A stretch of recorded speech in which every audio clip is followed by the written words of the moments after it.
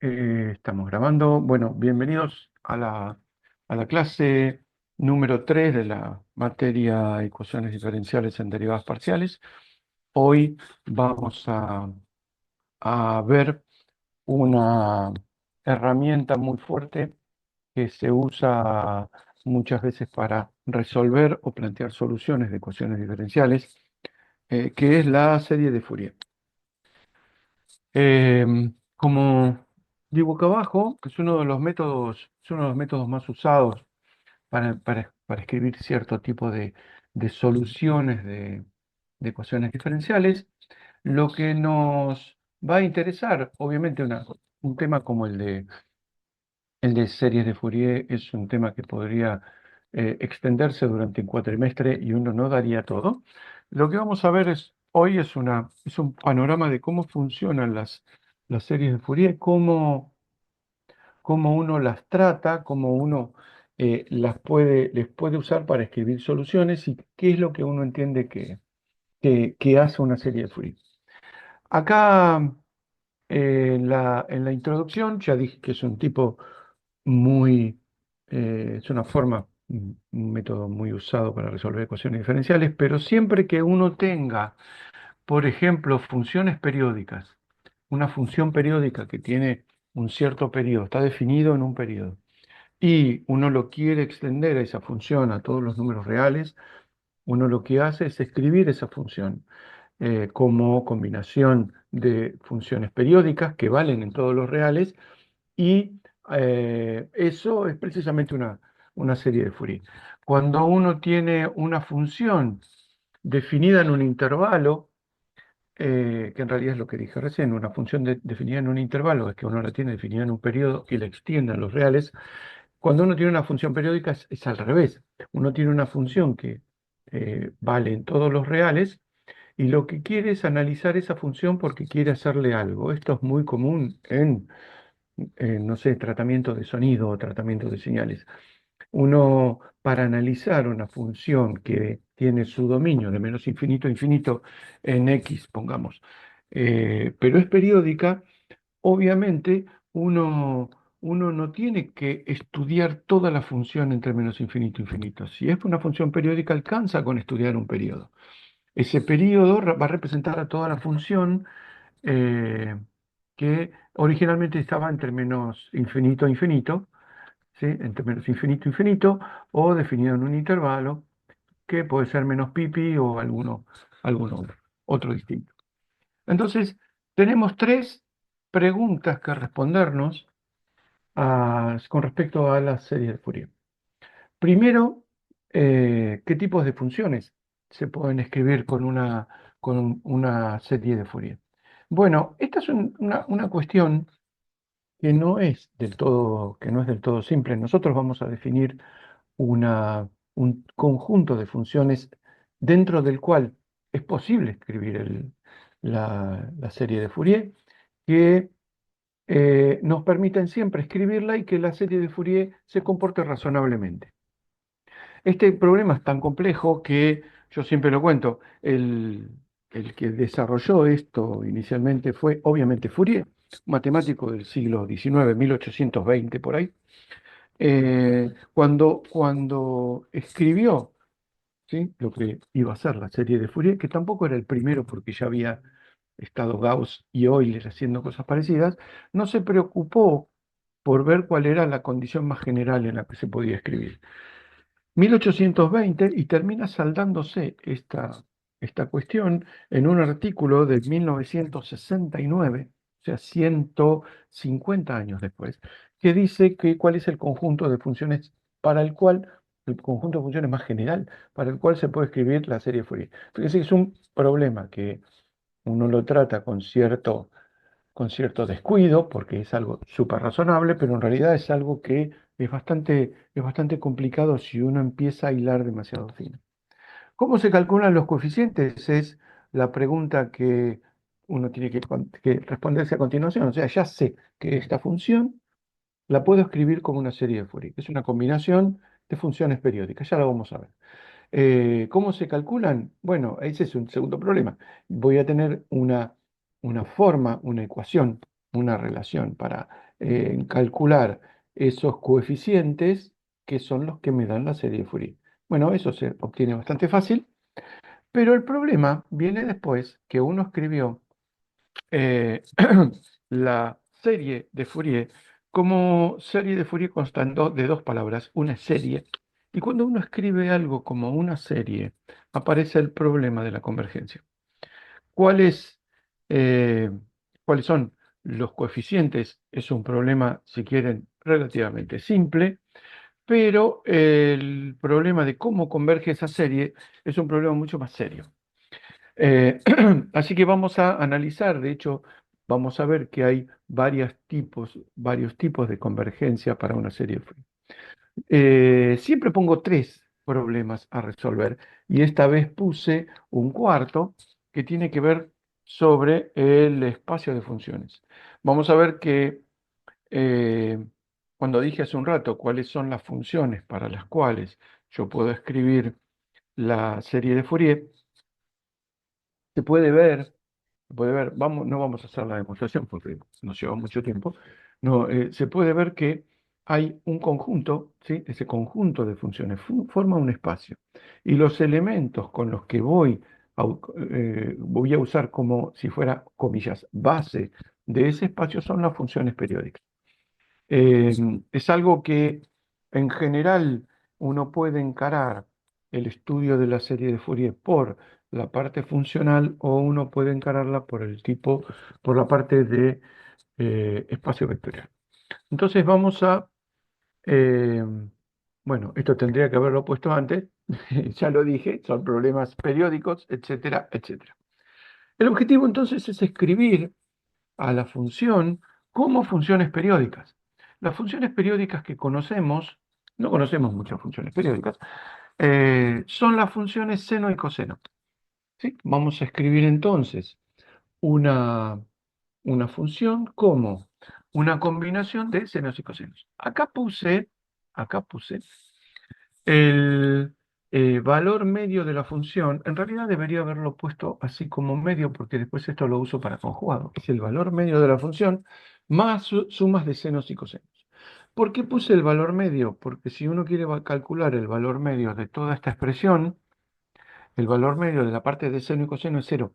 Entonces necesita agregarle una constante que precisamente es el valor medio de la función para que me represente la función. Si no, me representaría la función f, pero desplazada menos su valor medio. Esta, esta expresión que escribí acá es para funciones que van a tener periodo 2pi. ¿Por qué periodo 2pi? Porque fíjense que tengo acá coseno de x, coseno de 2x, coseno de 3x, etcétera. Después seno de x, bueno, voy a pasar toda la tarde escribiendo esto. Esto tiene un periodo, el coseno de x tiene periodo 2pi. Coseno de 2x tiene periodo pi. Coseno de 3x tiene 2pi sobre etcétera. Entonces, la combinación de todas estas funciones tiene periodo, el periodo más grande, porque todos los demás son subperiodos. Así que esto representa una función que o va de menos infinito a infinito y tiene periodo 2pi, o es una función que está definida usualmente se usa el intervalo menos pi en los reales. ¿Sí? Después veremos qué pasa, no hay ninguna complicación en qué pasa con eh, funciones que no tienen ese periodo. Vamos a definir entonces el primer problema. Acá están los 150 años de, de desarrollo de las funciones que se podían desarrollar o no desarrollar. Bueno, resulta que uno puede saldar más o menos rápidamente la cuestión definiendo un tipo de función que se llama función generalmente continua. Esto es, siempre lo aclaro, es casi una función continua a trozos. Ustedes recordarán, una función continua a trozos es una función que tiene discontinuidades de salto y no le pide mucho más a la función. Bueno, generalmente continua uno le pide un poco más. Está definido en un intervalo, una función generalmente continua, tiene, ahora sí, primera condición, un número finito de discontinuidades de salto. No puede tener un número infinito de discontinuidades de saltos. Y lo que es importante, y eso es lo que hace especial, si quieren, a este conjunto, que después de dos o tres veces que los nombremos les vamos a decir continua trozos, pero hay que tener en cuenta que para este conjunto de funciones, lo que le pedimos es que tenga límites laterales para todo intervalo, más para todo intervalo, para todo punto dentro del intervalo.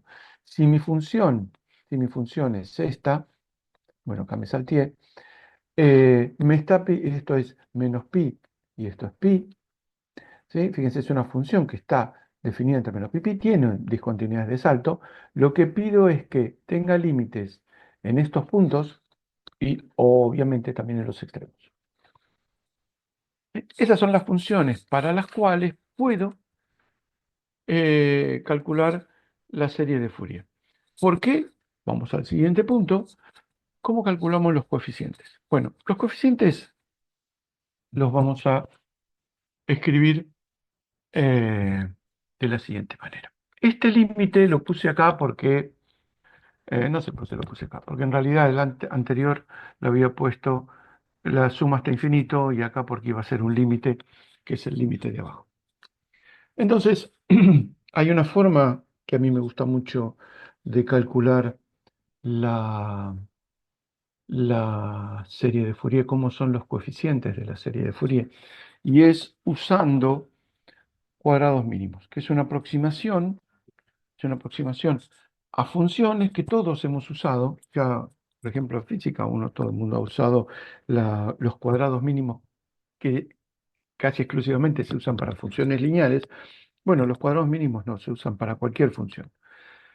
Entonces, lo que uno quiere es, si uno tiene una función, voy a agregar una página, esto me molesta, lo voy a correr. Si uno tiene una función eh, que es, pongamos, esta función, ¿sí? Y la quiere aproximar con una suma de senos y cosenos, como esta que está acá, como esta que está acá. Lo que quiere entonces que esta función aproximada, una vez que, supongamos que agarré los coeficientes al azar, y dije, bueno, la función me da eso. ¿Es buena o es mala? Y bueno, hay que ver qué tan, primero, exigente soy, segundo, qué voy a usar como parámetro para bueno o malo. Es una forma bastante común, bastante útil de ver qué tan diferente es una función de la otra. Eh, ¿Ustedes ven mi...? No, parece que o sea, ella parece que ha pausado el uso de pantalla compartida. Porque me apareció un... ¿Ahora lo ven? Ahora Ahora recién sí, vemos el dibujo. Ahora sí. No sé en qué momento se cortó, pero esta página anterior la vieron, ¿no? sí. Ah, no sé qué toqué que descompartí. Pero voy a conectar el cable.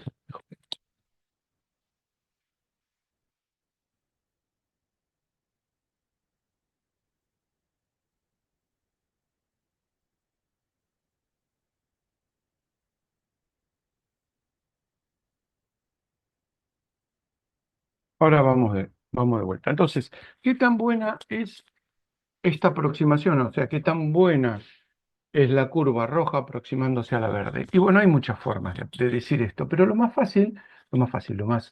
a mi entender, razonable y útil, es decir, bueno, ¿qué distancia hay punto por punto?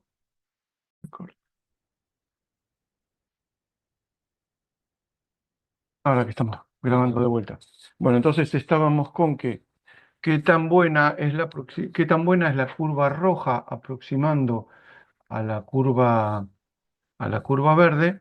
Entonces uno lo que podría hacer si fuera discreto, que es lo que uno hace en materias como física uno tiene la función en cada punto xy, suma i de 1 hasta n son los puntos que uno tiene, menos la función que está uno eh, ajustando, vamos a decir que es el ajuste, la función de ajuste también en xy, y a esto le pone o módulo o un, si son reales, un cuadrado, y si uno hace esto mínimo, entonces los parámetros de la función a son los mejores. Como esta es una función continua, no es una función discreta, lo que tenemos es que lo que queremos minimizar es la diferencia entre la función y una serie cuyos coeficientes no conocemos al cuadrado. ¿Sí? Es lo mismo, es la misma idea. Una Eh, pregunta, te perdón. escucho. Ahí ahí justamente dentro de ese paréntesis, ahí hay un signo más antes del sumatorio. ¿No sería menos también? Ah, perdón, perdón, acá no, lo que falta es un paréntesis. Ah, ok, bien, listo. Sí, sí, ve, muy Gracias. bien, me había olvidado el paréntesis porque en realidad uno le resta la serie entera. Ok, listo. Entonces, ahí llegamos a lo que decías vos, que si uno quiere calcular alguno de estos coeficientes, por ejemplo, algún a sub n, si uno lo que hace es buscar que esto sea un mínimo, entonces no sé si puse el cálculo, lo que hace es derivar la expresión anterior respecto de a sub n. ¿Sí? Em, Y lo que se encuentra es precisamente cómo se calcula el, el coeficiente de A sub n. Acá abajo está la derivada. Fíjense, la derivada de la función de arriba. Puedo derivar respecto de A sub n, porque A sub n para la integración es una constante, pues estoy integrando en x. La derivada de lo de arriba respecto de A sub n es 2, bueno, no tiene ninguna importancia, 2 por lo que está dentro del paréntesis, por la derivada de lo que queda dentro respecto de A sub n. El único que tiene A sub n es coseno de nx. Entonces lo que me queda es esto. Distribuyo entonces las integrales que me quedan. Y fíjense, la primera que me queda es, lo voy a poner en verde, la primera de las integrales que me queda es f de x por coseno de nx. En todas va a aparecer el coseno de x multiplicando, que es esta. ¿Sí? Después me va a quedar, después me va a quedar la segunda integral, va a ser a sub 0 sobre 2 por coseno de nx, ¿sí? Que como es una constante me va a dar 0, ¿sí? ¿Sí? A menos que justo el a sub n que estoy calculando sea el a sub 0. Y dentro de las integrales de la sumatoria, de la serie, me quedan coseno de nx multiplicado por coseno de nx. ¿Sí? En realidad hay que tener en cuenta que este coseno, este n, no es el mismo que este n, ¿sí? Porque este dentro de la sumatoria, este vendría a ser un n', digamos.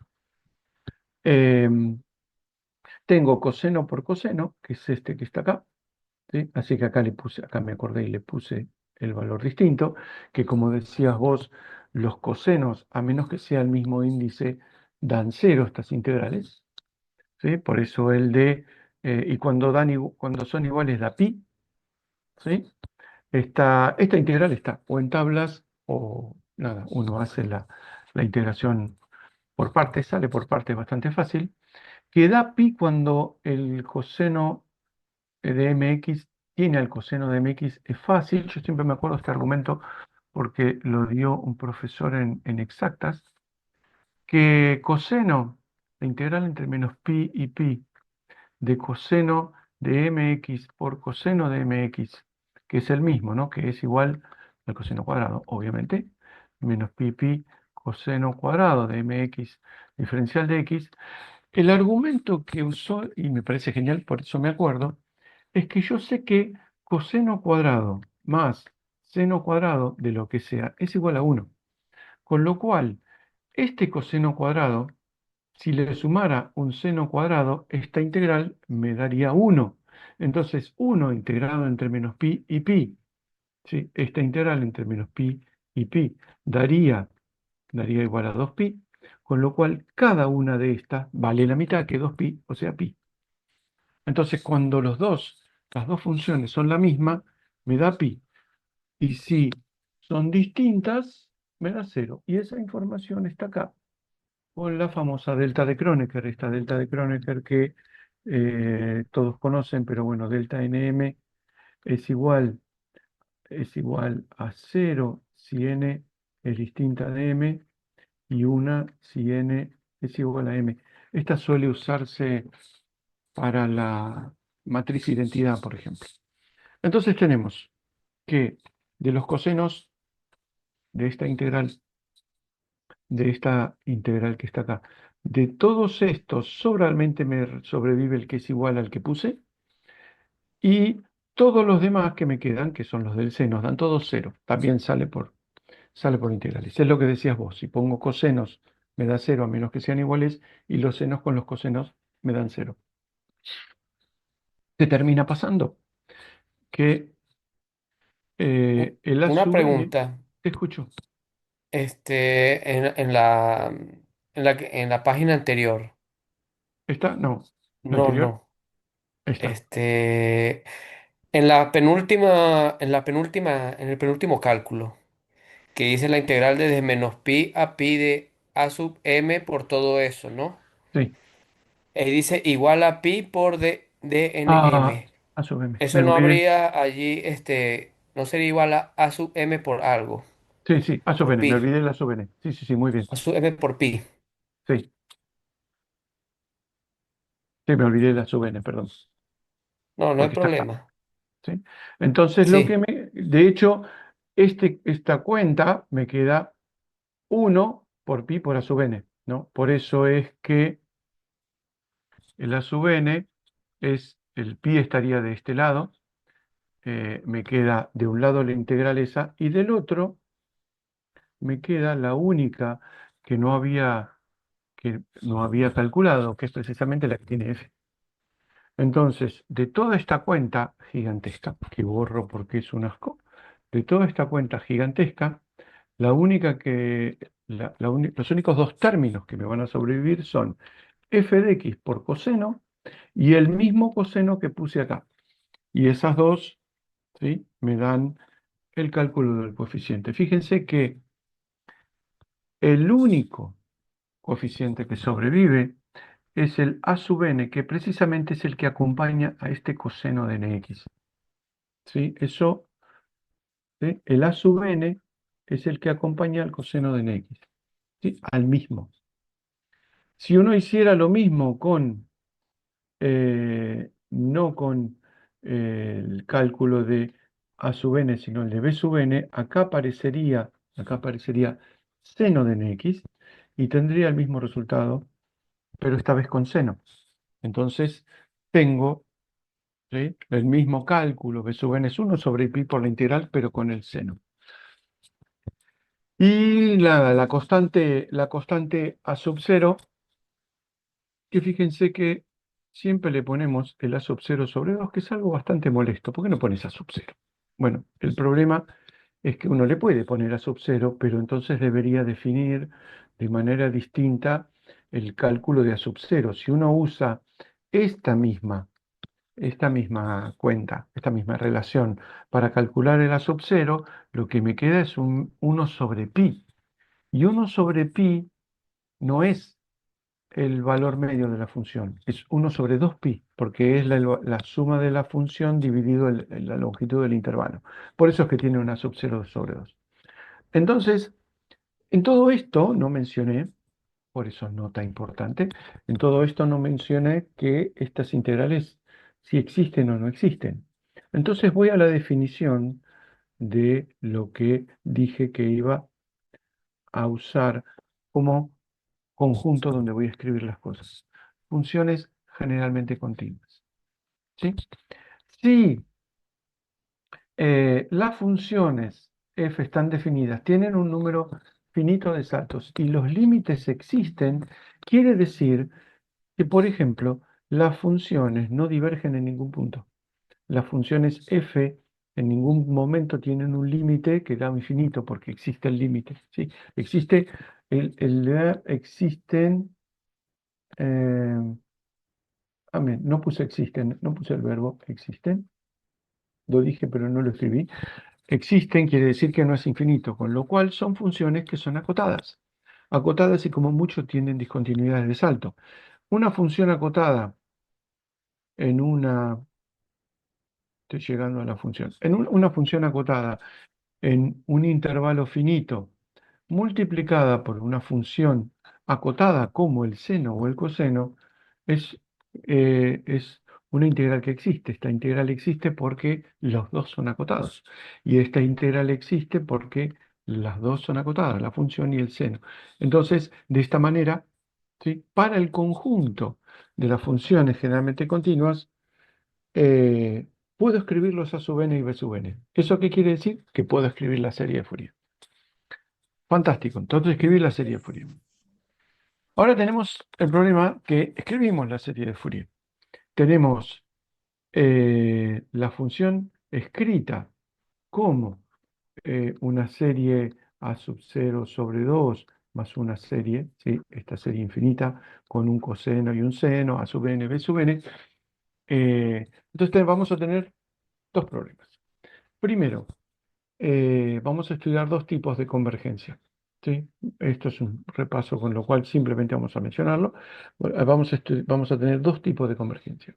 Lo que llamamos convergencia puntual, que no es una convergencia em, que tenga significado ningún significado extraño, es una convergencia que me dice qué es lo que hace punto a punto la función. Por eso se llama puntual. Bueno, una serie de Fourier, lo que hace punto a punto es converger, ¿sí? Para cada punto a la semisuma de los límites laterales para cada punto, ¿sí? Lo que quiere decir es que si uno tiene una función, una función que en algún momento es discontinua, en este punto, por ejemplo, donde es continua la función, ¿sí? Donde es continua la función, los límites laterales existen y son iguales, con lo cual la serie de Fourier converge efectivamente al punto. Bárbaro. Si en una parte donde la función es continua hace cualquier cosa, no me sirve. Pero lo interesante es que si uno mira el límite para un punto de discontinuidad, el límite lateral, en este caso sería por la derecha, da esto y por la izquierda da esto. Lo que me dice es que, lo que me dice la relación anterior, es que la serie de Fourier va a converger al valor medio de esos límites. ¿Es loco esto? No, es absolutamente razonable, porque estoy escribiendo la función con combinación, como con una combinación lineal de funciones que tienen valor medio cero. Si uno espera que describa de alguna manera una función discontinua, ya lo vamos a ver más adelante en esta misma clase, en un análisis de una función discontinua, lo que uno espera es que no esté más cerca de la derecha o más cerca del de la izquierda. Si va a converger a algún lugar, tiene que converger al valor medio de los límites laterales. ¿Sí? No, no le queda otra porque las funciones seno y coseno tienen límite, tienen valor medio nulo. ¿Sí? Y esto está garantizado para todo punto porque las funciones son generalmente continuas. Fíjense que esto también vale para los extremos. ¿Sí? En el extremo, si este fuera el extremo de un lado y este fuera el extremo del otro, entonces la función extendida cuando la hago impar, pongamos que es esto, el límite de la función en el extremo del intervalo va a ser el valor medio entre este punto y este punto, digamos que, no sé, es este punto. Entonces, hay que ver la función, qué es lo que hace, no solamente en el interior del intervalo, sino también en los extremos. ¿Sí? Queda un segundo tipo de convergencia, ¿sí? Todavía nos queda un tercero, y es lo que se llama la convergencia media cuadrática. ¿Qué es la convergencia media cuadrática? Es lo que calculamos hace un rato como convergencia eh, de cuando calculamos los coeficientes, cuando calculamos los cuadrados mínimos. En ese momento solo calculamos cuánto valía el coeficiente y no dijimos mucho de cuál era el límite de esto. Entonces, de hecho, otro resultado que vamos a saltear, pero que es súper importante. Si la función es generalmente continua, si la función f es generalmente continua, entonces el límite, o sea, la serie completa, ¿sí? Eh, converge de forma tal que su diferencia cuadrática es nula. Es decir, la integral entre menos pi y pi de, y acá me olvidé de vuelta el paréntesis, la integral entre menos pi y pi de la función menos la serie es cero. ¿Sí? Es estrictamente cero. Ustedes me pueden decir, sí, pero donde no converge, donde no es continuo, converge a la mitad. Bueno, ya vamos a volver sobre eso, que en realidad para la integral no hace ninguna diferencia. Y acá tengo anotado completitud. ¿Por qué? Eh, dentro de un rato vamos a definir que esto es una especie de espacio vectorial. Es un espacio vectorial. Y el problema que tiene este espacio vectorial es que tiene tantos elementos como senos más cosenos, o sea, infinitos elementos. Si uno está trabajando en álgebra lineal y está trabajando en R3 y me dicen, esta es una base de R3 y me dan dos vectores, yo digo, no, me falta uno porque R3 necesita tres vectores, el teorema de la dimensión. Sin embargo, en estos sistemas que tienen infinitos elementos, uno puede sacar uno, dos, cinco, los impares, los múltiplos de 3 y sigue habiendo infinitos.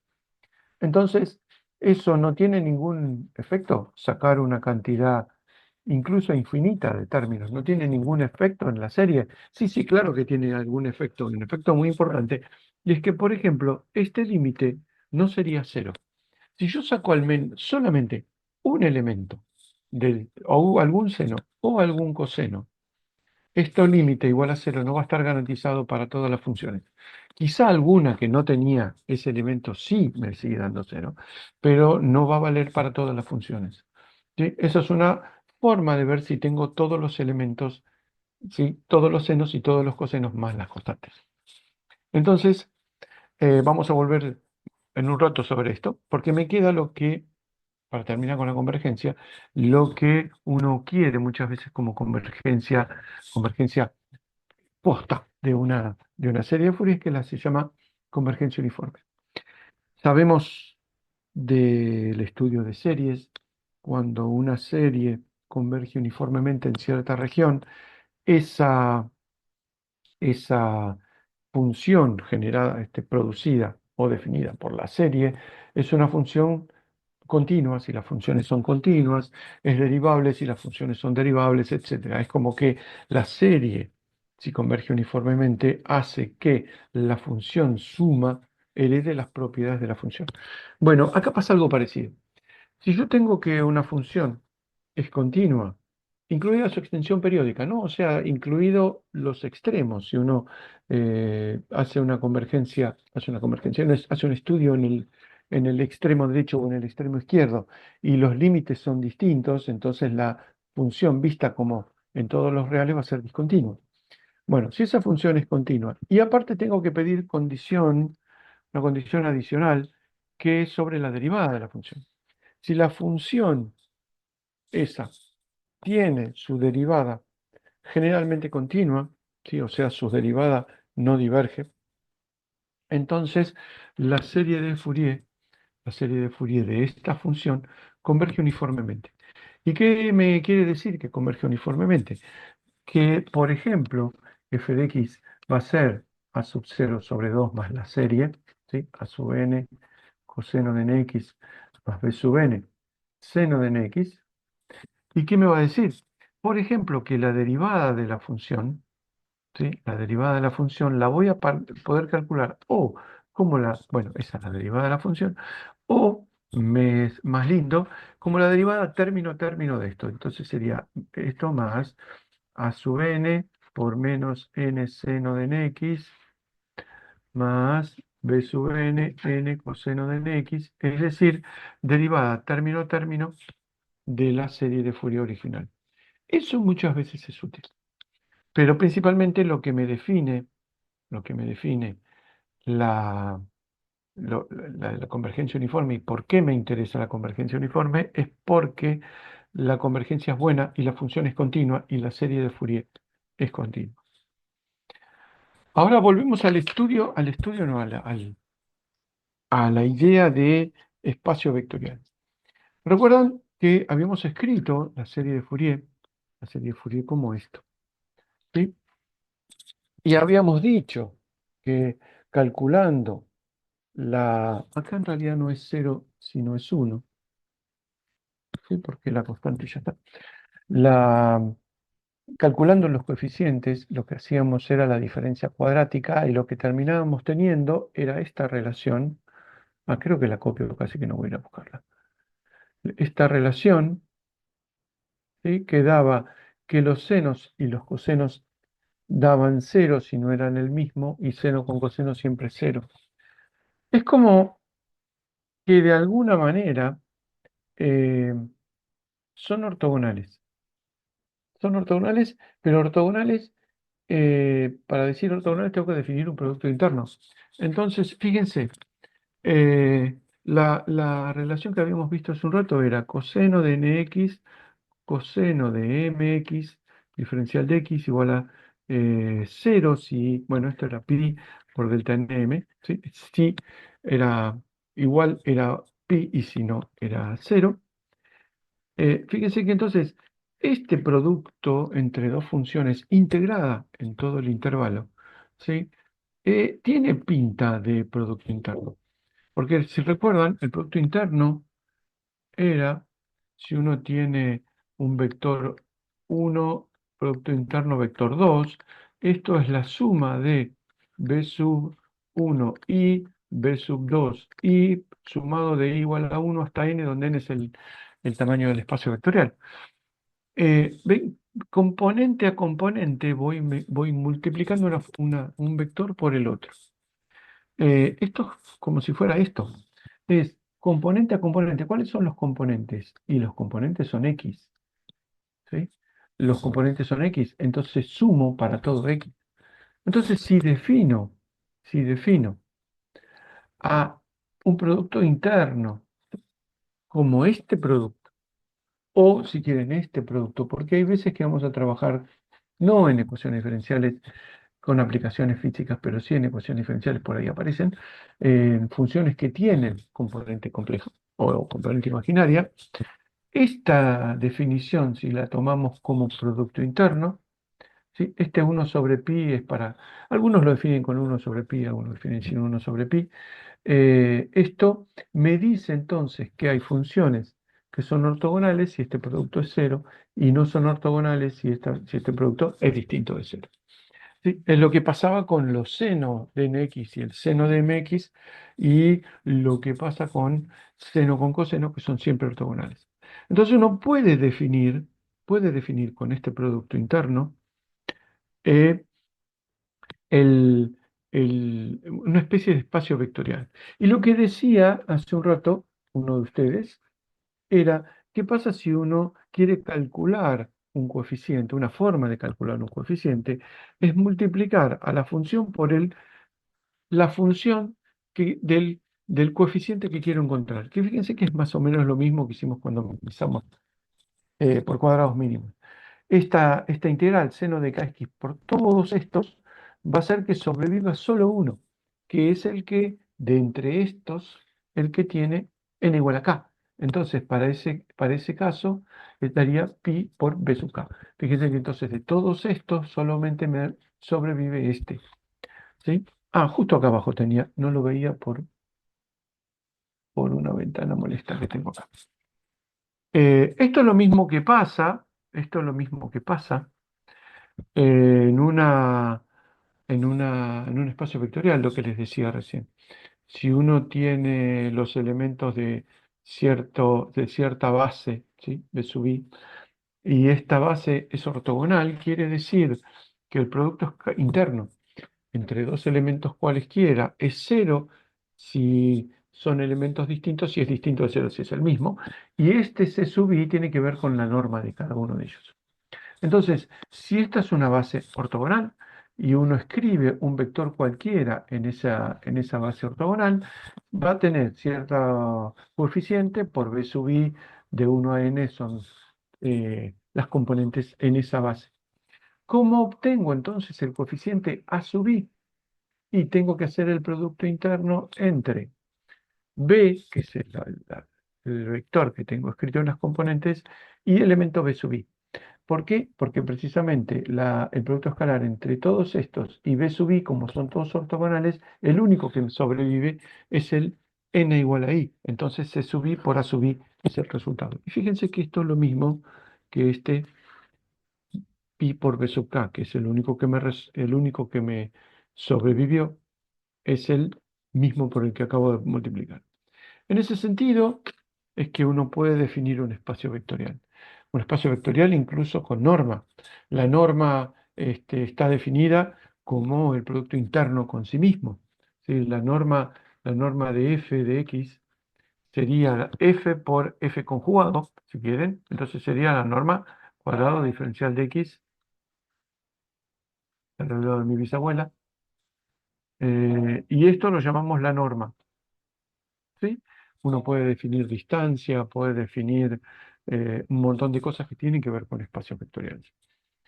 Eh, la diferencia importante entre este tipo de espacios y un espacio, eh, un espacio vectorial como el que conocemos de álgebra es que si uno tiene un espacio B sub I como conjunto, como base, ¿sí?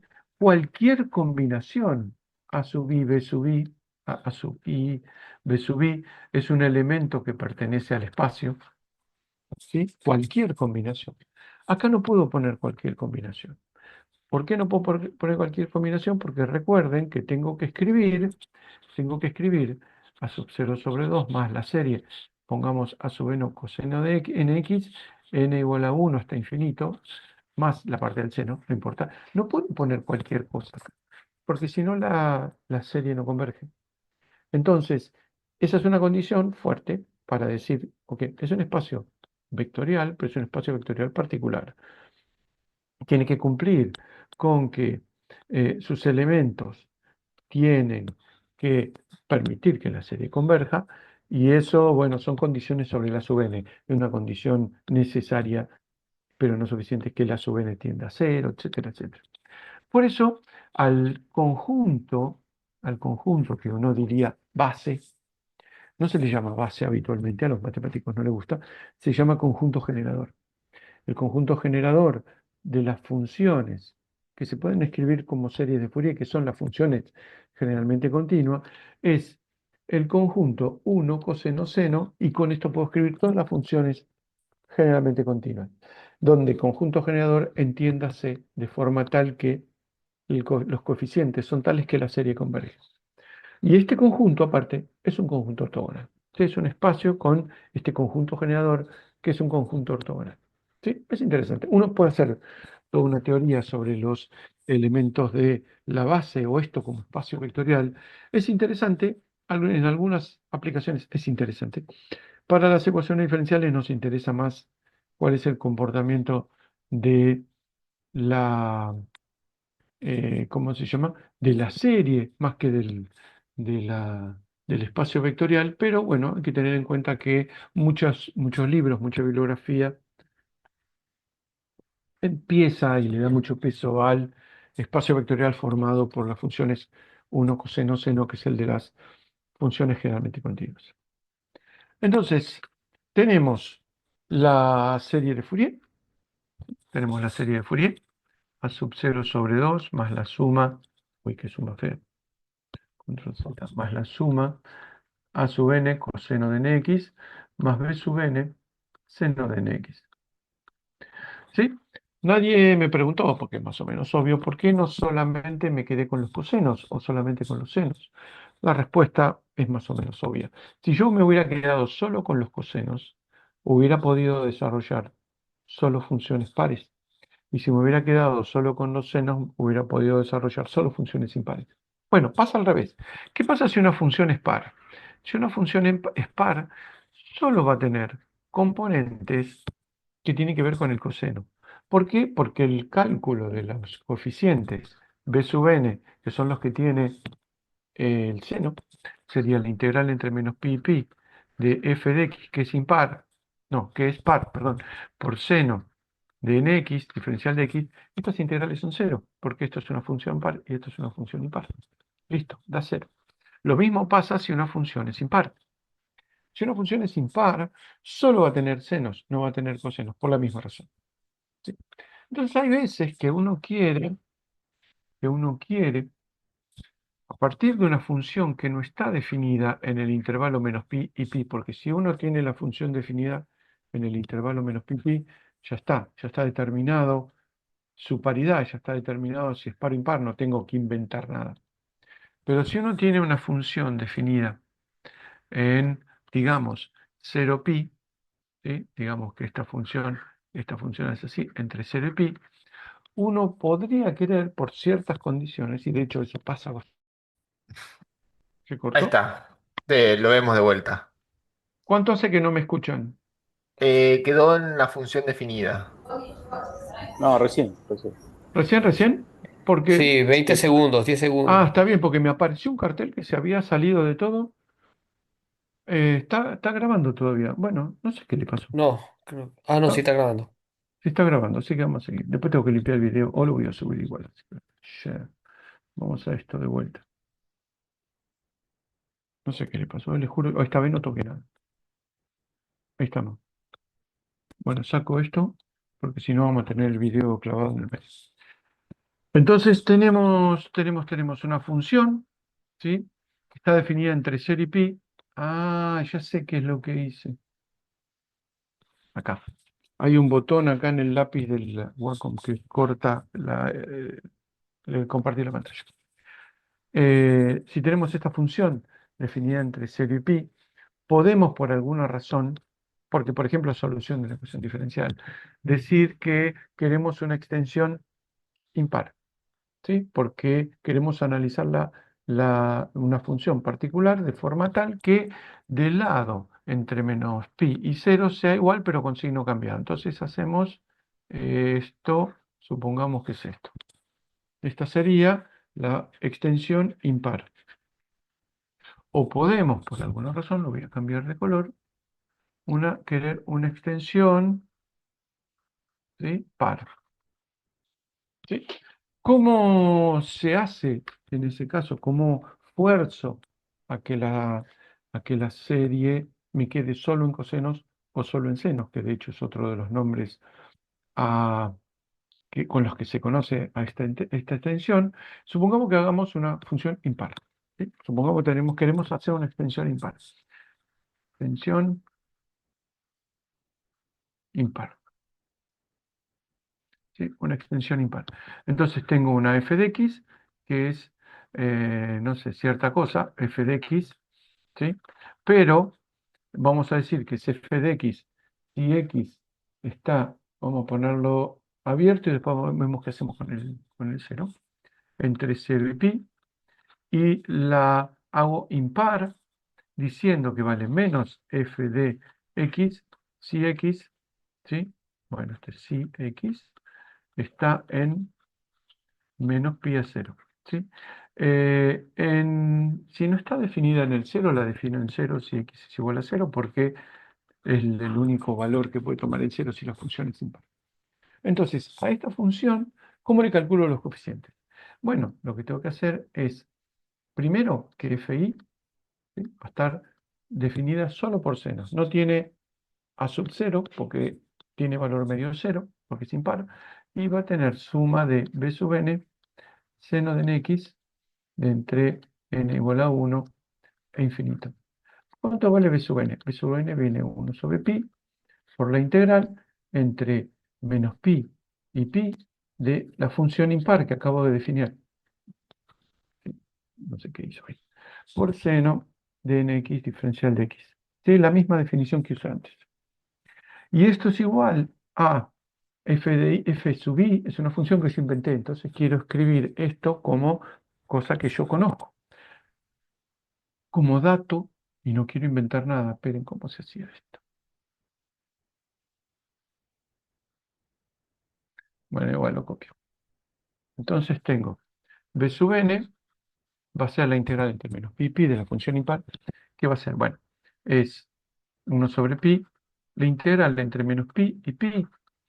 Y miren, ¿cuál es la definición? Acá está. Es menos f de x, ¿sí? Es menos f de x. No Seno de tendría que nx. trabajar primero desde menos pi a cero y luego Ah, sí, sí, desde perdón, cero puse a pi. acá pi, es un cero esto. Tiene mucha razón. Quizá dije cero, pero puse pi. Cero, diferencial de x más, bueno, el 1/pi sigue estando acá también. 1/pi, la integral entre 0 y pi, f de x, seno de nx, diferencial de x. Ahora, esta integral es igual a esta integral, ¿sí? Porque la función es sin par.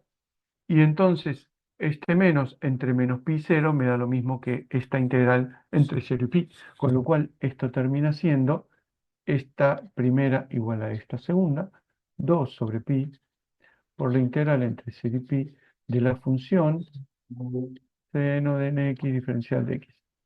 Y esto es el b sub n que tengo que calcular. Ahora, tengo entonces una forma de forzar a del desarrollo que tenga solo componentes de seno. Si quisiera lo mismo, pero con una función par, que era lo que habíamos hecho por acá, si quiero lo mismo con una función par, lo que voy a tener es entonces que f de x, ¿sí? La función par, haciendo la misma cuenta, me va a dar que los a sub n son igual a 2/pi, la misma cuenta de antes, integral entre 0 y pi, por la función esta que yo quiero forzar a que sea una extensión par, coseno de nx diferencial de x. Entonces tengo una forma de encontrar extensiones pares e impares. ¿Para qué sirve? Y muchas veces en ecuaciones diferenciales hay cierta condición de contorno en el cero que me ayuda, me ayuda a ver cuál sería la paridad de la función si el problema continuara, por ejemplo, más allá del cero. Si tengo un problema definido entre cero, no sé, e infinito, bueno, ¿qué pasa de menos infinito a cero? Bueno, la condición de contorno en el cero es la que me dice si eso va a ser par o impar o no puedo decir nada. Entonces, este tipo de desarrollos me ayuda a escribir ese tipo de soluciones. Entonces tenemos, ¿qué dije acá? B sub n solo para el seno, y acá debo haber puesto a sub n solo para el coseno, que es la ecuación que acabo de escribir. ¿Eh? Entonces, hay una... Vuelvo sobre lo anterior. ¿Recuerdan cuando hicimos la primera cuenta? La, la cuenta de los cuadrados mínimos, que decíamos que lo que minimizaba esos cuadrados mínimos era la serie de Fourier, y que cuando el límite de la cantidad de términos que tomaba tendía a infinito, si estaban todos los elementos, entonces me daba cero. Eh, pero entonces, si uno saca alguno de esos límites, ese límite ya no es igual a cero. Eh, Eso me está diciendo que el sistema generador no está completo, ¿sí? Esto lo dije antes, pero bueno, lo aclaro ahora. El sistema sigue teniendo una cantidad infinita de términos, pero bueno, nada, no alcanza, no están todos los términos. Ahora sí, vamos a un teorema bastante interesante que también tiene que ver con la ortogonalidad de- del sistema generador, ¿sí? Del sistema seno y coseno, y es lo que llama la identidad de Parseval. Si la función es una función generalmente continua, ¿sí? Está garantizado que la integral del módulo de la función al cuadrado, integrado entre menos pi y pi, es menor que infinito, ¿sí? Porque la función está acotada, solo tiene discontinuidades de salto, entonces la existencia de la integral está garantizada. Entonces, ¿cuánto vale en función de los elementos de la serie de Fourier? Se puede ver haciendo esta cuenta fácilmente. Recuerdan que Si consideramos el producto escalar, que la componente, la segunda función iba conjugada, o si es real, va igual, la norma de la función es f por f conjugado, o si quieren, módulo de f al cuadrado. Entonces, esto es igual a un producto escalar. Este producto escalar es la integral entre menos pi y pi, diferencial de x, de la función y la función conjugada. Y ahora fíjense que me queda todos los términos multiplicados por todos los términos. Pero ya sé, no tengo que hacer todas las cuentas de vuelta. Ya sé que este es un sistema generador ortogonal. Ya sé que me van a sobrevivir solamente los iguales. Me va a sobrevivir. A este tendría que haberle puesto un m, pero el índice es mudo. Me va a sobrevivir el mismo con el mismo de este lado. O sea, este me va a sobrevivir con este. Este coseno de nx me va a sobrevivir con este solo cuando sea el mismo n. Y el seno con el seno. ¿Eso qué me queda? Fíjense, a0 sobre 2 por a0 sobre 2 al cuadrado, integrado en 1 sobre pi, me aparece un 2 de vuelta, me queda a0 sobre 2 módulo al cuadrado. El pi aparece porque es la constante de integración. Y después me quedan los a sub n con a sub n conjugado, ¿sí? Y los b sub n con b sub n conjugado, suma de a sub n conjugado, suma de b sub n conjugado. A este teorema tan bonito, se lo conoce con nombre de teorema de Parseval. Pero si uno quiere desmitificar un poco a Parseval, no sé por qué, esto es una especie de teorema de Pitágoras, donde la hipotenusa, que vendría a ser el vector suma, tiene como norma la suma de los catetos, que son las componentes. En dos dimensiones es esto. Este es el punto, tiene componente, ¿sí? Tiene estas componentes en los reales, por ejemplo, x0 y 0. Este es el b, la f, ¿sí? Entonces, esto al cuadrado es su componente x más su componente y, ambas sumadas al cuadrado, teorema de Pitágoras. Si tengo infinitas componentes, bueno, es lo mismo. Tengo que sumar todo. Es un teorema bastante útil muchas veces para calcular integrales, no muchísimo para ecuaciones diferenciales, pero es un teorema bonito porque es como un refurbish del teorema de Pitágoras. Otra vez, si el sistema de este lado, si este sistema de senos y cosenos no está completo, me falta alguno, entonces la norma de la función va a ser más grande que lo que puse como serie. Entonces me aparece un mayor igual, o un mayor, ¿sí? Es lo mismo que lo otro, pero es lo mismo que esta cuenta que hicimos acá, esta. La misma cuenta que hicimos acá, pero escrita de forma distinta, ¿sí? El teorema de Parseval no es más que más o menos lo mismo escrito de forma diferente. No nos quedan muchas cosas para ver, pero por ejemplo, la serie de Fourier también se puede escribir como una serie exponencial. Ustedes saben que e a la i n x es una representación de Euler de coseno de nx más i seno de nx, ¿sí? Se puede escribir, se puede escribir también como una combinación, no solo de senos y cosenos, sino de exponenciales, ahora donde las exponenciales tienen que ser positivas y negativas, porque, por ejemplo, para pasar de una serie de Fourier a una serie de Fourier trigonométrica a una serie de Fourier exponencial, no hay más que hacer uso de y las identidades como esta, e a la INX menos e a la menos INX sobre 2i, esto es el seno, ¿sí? Y el e a la INX, sí, puse bien, nx más, e a la menos INX sobre 2 es el coseno de nx. ¿Sí? Y fíjense que estas son las exponenciales, estas son las trigonométricas, y hay una identidad que esencialmente es escribir esto de la misma manera.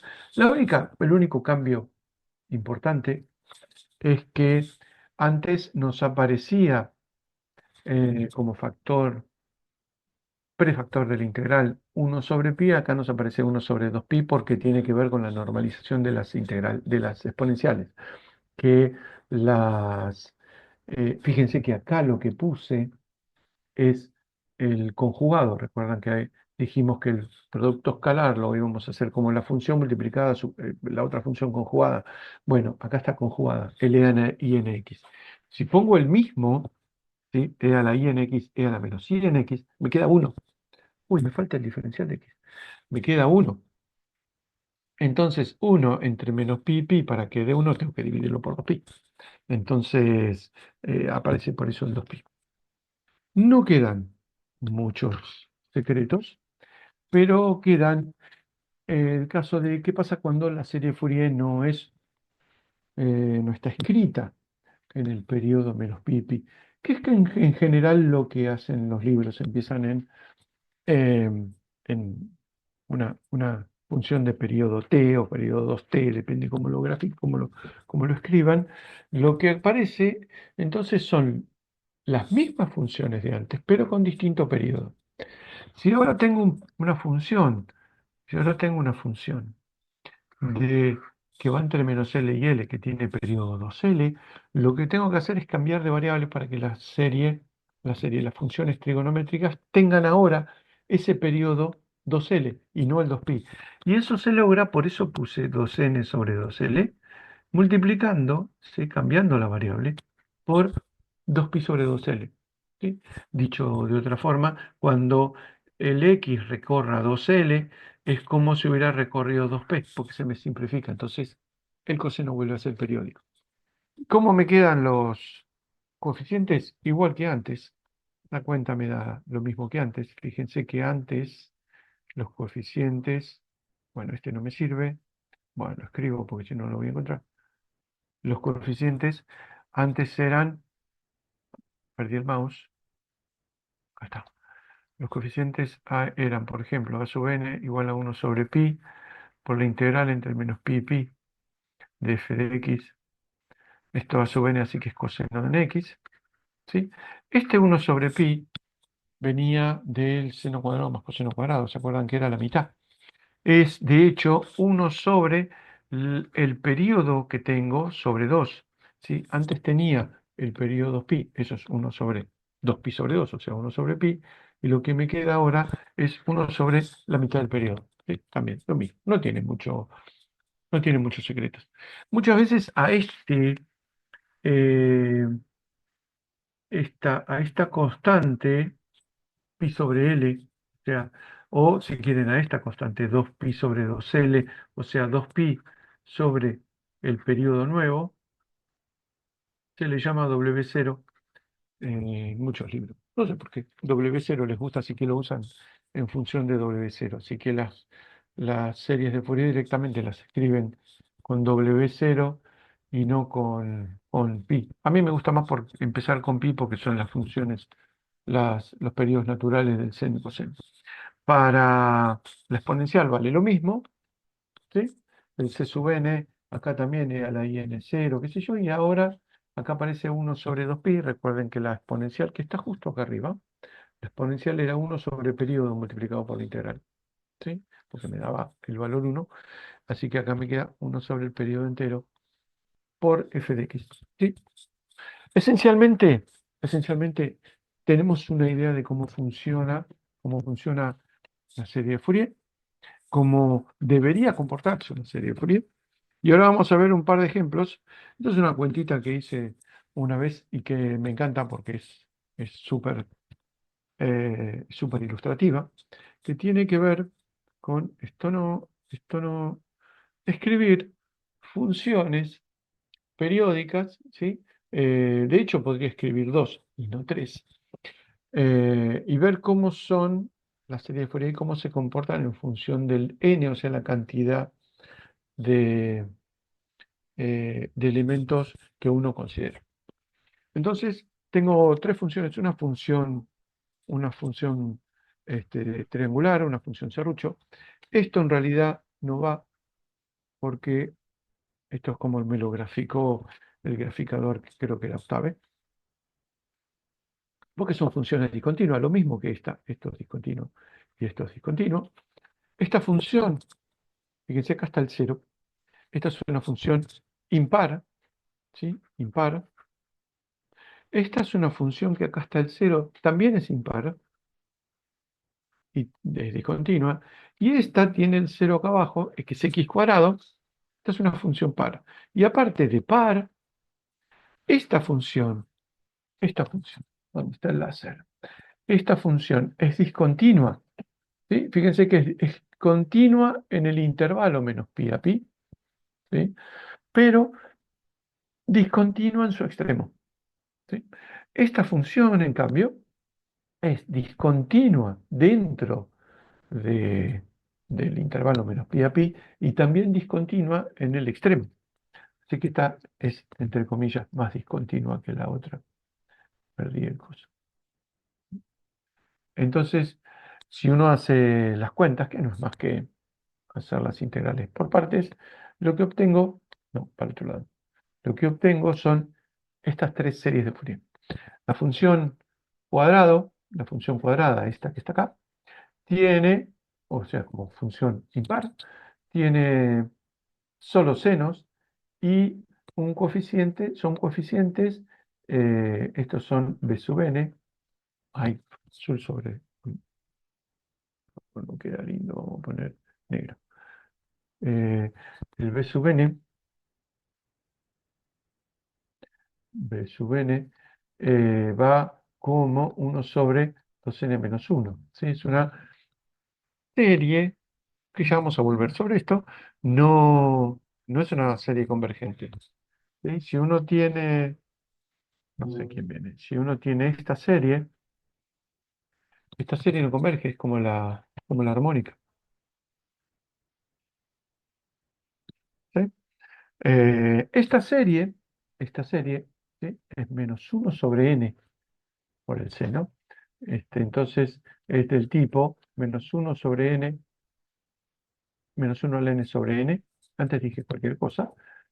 Esta es una serie que converge condicionalmente. O sea, esta converge, pero la valor absoluto, que es 1 sobre n, diverge. ¿Sí? Esta es una serie que converge condicionalmente.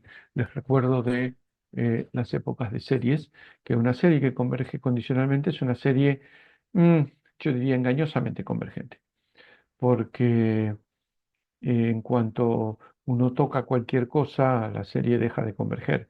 Por ejemplo, hay un teorema que se llama de reordenamiento de Riemann, que dice que si ordeno los coeficientes de distinta manera, una serie que converge condicionalmente puedo hacerlo sumar lo que uno quiera. ¿Sí? Puedo hacerlo que sume algo positivo, algo negativo. Quiere que sume pi, quiero que sume pi, listo, suma pi. Bueno, son más o menos complicadas. En cambio, esta serie es menos 1 a la n sobre n cuadrado, que es una serie que sí converge, y converge también absolutamente. Así que es una serie que converge posta. Al momento, al momento de escribir las series, o sea, al escribir cada vez más componentes de estas series, vamos a anotar este este tipo de problemas. Esta serie es la de la función cuadrada, que va como 1 sobre 2n más 1. Es una serie que por sí sola no converge, vamos a ver que converge mal. Esta serie, por ejemplo, es una serie que converge bien. Entonces vamos a ver qué significa todo eso. Vamos con la función continua, que es la más fácil. Acá tenemos una serie que tiene, ¿sí? Perdón, lápiz. No, esto no. Toqué cualquier cosa. Esta, vamos a poner azul. Esta, esta función, que es la x cuadrado hecha periódicamente, esta es directamente la primera función. Esta es un a sub 0 sobre 2 más el coseno de x. Directamente es esa. Fíjense que ya, bueno, desde suerte más que otra cosa, la función se parece bastante. Si uno agarra más términos, esta es una que tiene 3 términos o 5 términos, se parece más. Acá, si uno agarra 5, no está nada de 5, si uno agarra 5 términos, que no son muchos, lo que tiene es una función bastante aproximada. Hay alguna cosa medio rara, como que no se parecen muchísimo. Acá, sobre todo, tiene tiene precisamente problemas donde la derivada no es continua, ¿sí? Porque la función es continua, pero la derivada no. Vamos para abajo.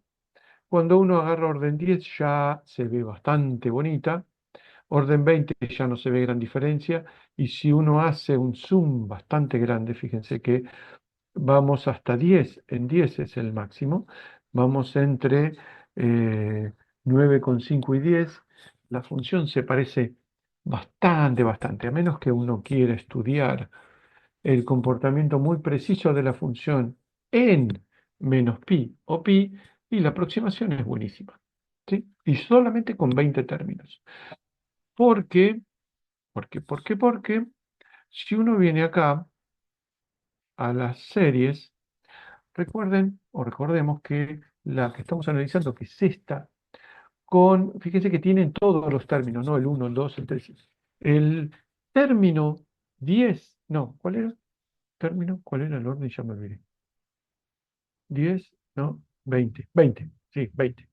El orden 20 es este valor es 1/20 al cuadrado, o sea, es 1/400.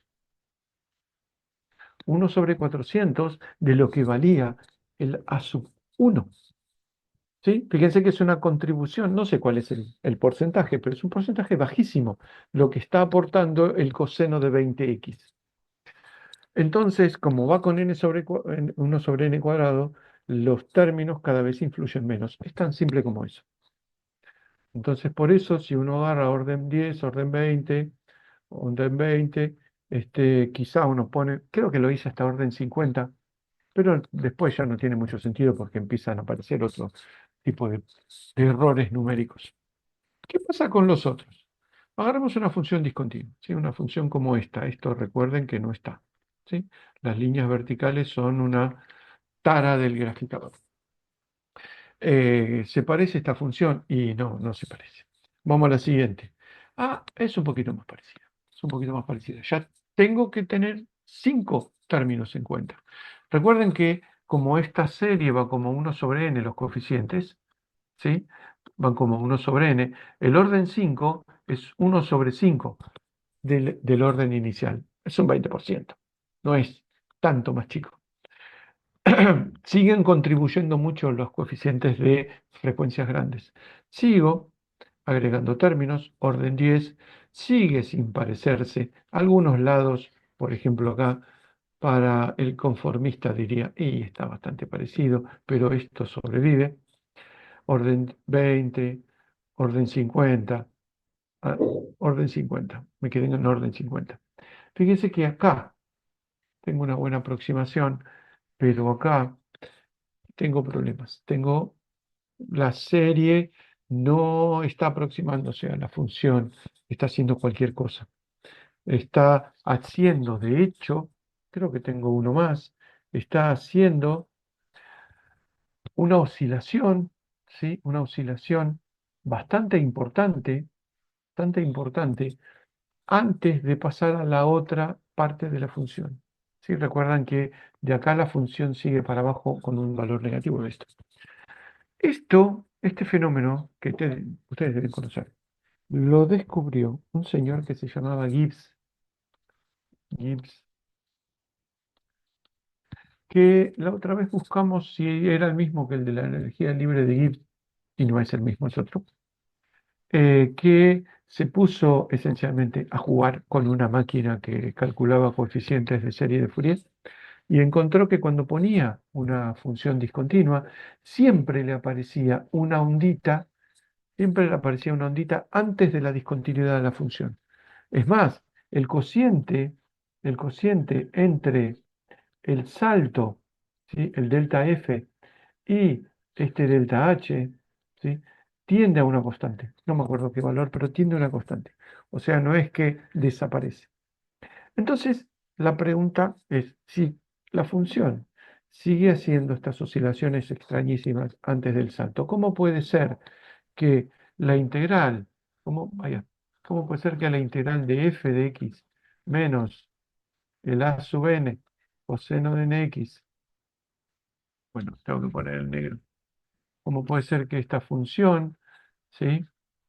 Diferencial de x tienda a cero si me sobrevive esta?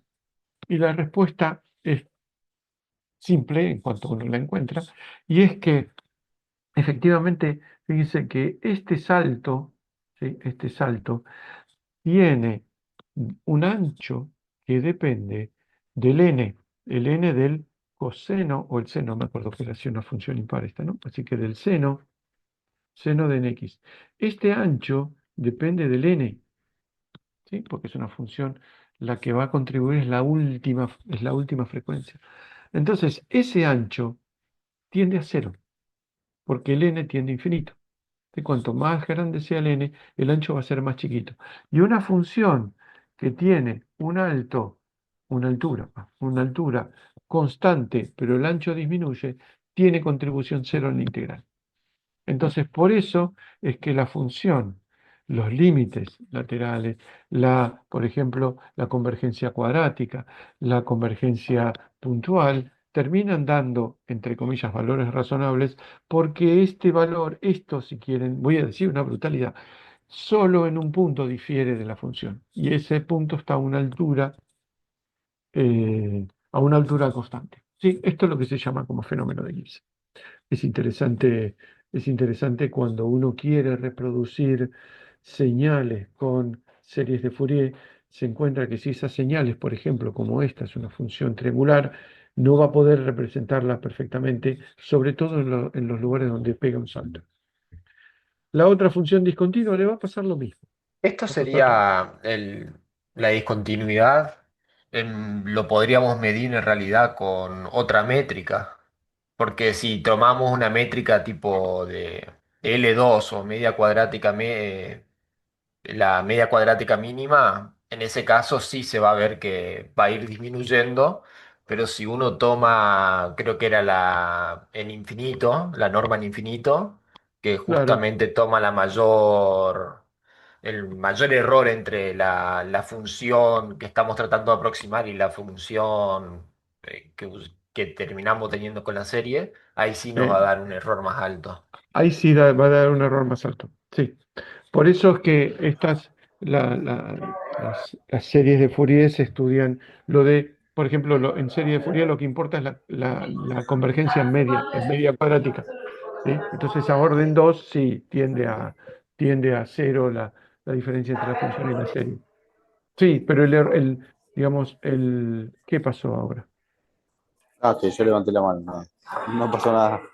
Ah, no, porque Un me botón apareció, sí. te dije otra vez se va a cortar. No, no, el cartelito es que yo toqué un botón que es como levantar la mano, pero era para no Ah, interrumpir. Que, dale, dale, te escucho.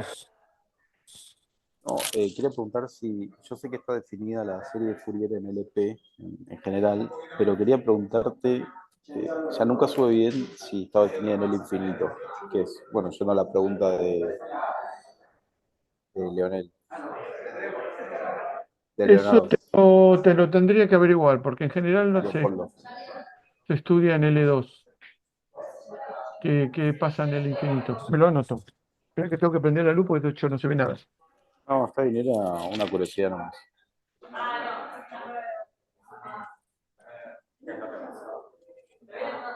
No, Te está debo, bien, era una curiosidad. O sea, yo sé que arrancás definiéndola en L1 y la extendés a L2. sí, Y sé que se puede extender a LP, pero no sé qué pasa en el infinito. convergencia de la serie de Fourier. Lo averiguo y te lo contesto en la clase que viene, o te lo mando por mail. Bueno, bueno, muchas gracias. ¿Sí? Eso, en teoría, sería un poco ambicioso, pero haría que no tuvieses fenómeno de Gibbs. O está Es mal dicho que eso. mm, no sabría. Vos, si lo verías, yo creo que lo verías. Es posible que lo veas, sí, es posible que no converja en el infinito, que no converja a cero, ¿sí? Eh, Pero eso es una forma de, entre comillas, detectar el fenómeno de Gibbs, de verlo, porque en L2 no lo ves. Sin embargo, existe. Ah, claro. Ok, Estoy improvisando una respuesta, pero puede ser que ahí lo puedas detectar. claro. No, me lo anoto, nunca lo había pensado así. De Gibbs. ¿Sí? Sí, da cero o no. Está. Bueno, sí, sí, es una buena pregunta. No se me había ocurrido. ¿Qué más? Bueno, seguimos. Va a tener el mismo problema, ¿sí? El mismo comportamiento. Ahora, esto es exactamente lo mismo de antes. Fíjense que tenemos que ir a órdenes bastante grandes. Antes en orden 20 ya teníamos una aproximación buenísima de la función y acá en orden 50, que es más del doble, tenemos todavía diferencias bastante notorias. No hay que ir a buscar ninguna norma, ya se ve claramente. Entonces lo que hice acá fue la- el comportamiento, MC no es Mario Cachile, sino media cuadrática, que porque no podía poner la ecuación. Eh, lo que es interesante es cuando uno hace la diferencia entre la función y la serie de Fourier al cuadrado integrado entre menos pi pi, cómo esa diferencia va disminuyendo a medida que aumento el n, o sea, aumento la cantidad de términos que tengo en consideración. Bueno, fíjense que las dos discontinuas, que son la roja y la verde, que son la cuadrada y la triangular, tienen pinta de tender a cero, pero tienden de una manera mucho más débil, mucho más lenta que la otra, que es la negra, que es la cuadrática. Fíjense que en la misma escala, yo diría que en 20 la norma ya tendió a cero, o sea, dependiendo de la aplicación que uno quiera darle. En 20 la cuadrática, mejor dicho, la parábola ya me da una diferencia despreciable, mientras que las otras todavía siguen teniendo un montón de diferencias. Claramente esto va a converger, eventualmente tiene que converger, le puse el cuadrado, tiene que converger, este límite tiene que ser cero, pero es un límite que va, entre comillas, va a costar muchos términos. ¿Esto para qué? ¿Por qué es importante? A mi entender, es que si uno va a tratar, lo tengo anotado lo de las condiciones de contorno discontinuas, si uno va a tratar con partes discontinuas de la función, eh, y lo tiene que hacer numéricamente o aproximado de forma teórica, uno tiene que escribir muchos términos para tener una buena aproximación, mientras que una convergencia rápida de una función que de hecho converge uniformemente, con pocos términos uno ya tiene una buena aproximación. Esto es menos costoso desde donde se lo mires, desde el punto de vista del tiempo de máquina o tiempo de cálculo para considerar términos. Eh, Siempre las funciones discontinuas traen este tipo de cuestiones, más allá de lo interesante del señor Gibbs. Si uno quiere escribir, obviamente, funciones continuas, va a ser mucho más fácil que funciones discontinuas. Así que, esta es la última transparencia. Así que esto es un resumen más o menos brutal de las series de Fourier. Voy a dejar de grabar. Stop recording. ¿Dónde está? Stop recording.